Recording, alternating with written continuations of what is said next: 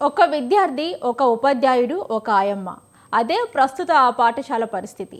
పిల్లల కేరింతలతో, ఆటపాటలతో కలకలలాడాల్సిన పాఠశాల ప్రాంగణంలో ఇప్పుడు ఒక్క విద్యార్థి అడుగులే కనిపిస్తున్నాయి.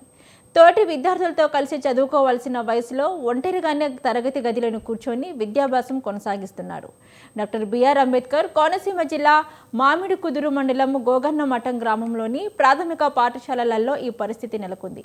ఈ ఒక్క విద్యార్థి బోధించేందుకు ఒక ఉపాధ్యాయుడు, మధ్యాహ్న భోజనం అందించేందుకు ఒక ఆయమ్మ విధులు నిర్వహిస్తున్నారు.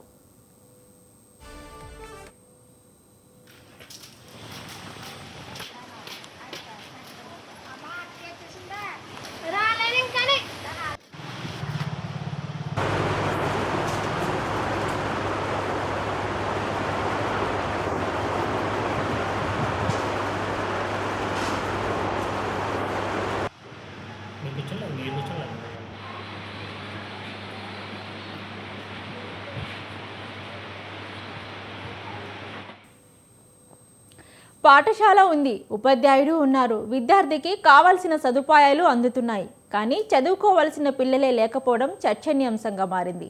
ప్రైవేట్ పాఠశాలలపై తల్లిదండ్రులు ఆసక్తి, కుటుంబాల వలసలు వంటి కారణాలతో ప్రభుత్వ పాఠశాలలలో విద్యార్థుల సంఖ్య తగ్గుతున్న వేళ ఈ ఒక్క విద్యార్థి పరిస్థితి ప్రభుత్వ పాఠశాలల భవిష్యత్తుపై మరోసారి చర్చకు దారితీస్తుంది. ఆ విద్యార్థి ఒంటరిగా మిగిలిపోకుండా ఆ పాఠశాలల మళ్ళీ పిల్లల నవ్వులతో నిండిపోవాలి అంటే తల్లిదండ్రులు, ప్రజాప్రతినిధులు, అధికారులు కలిసి చర్యలు తీసుకోవాల్సిన అవసరం ఉంది.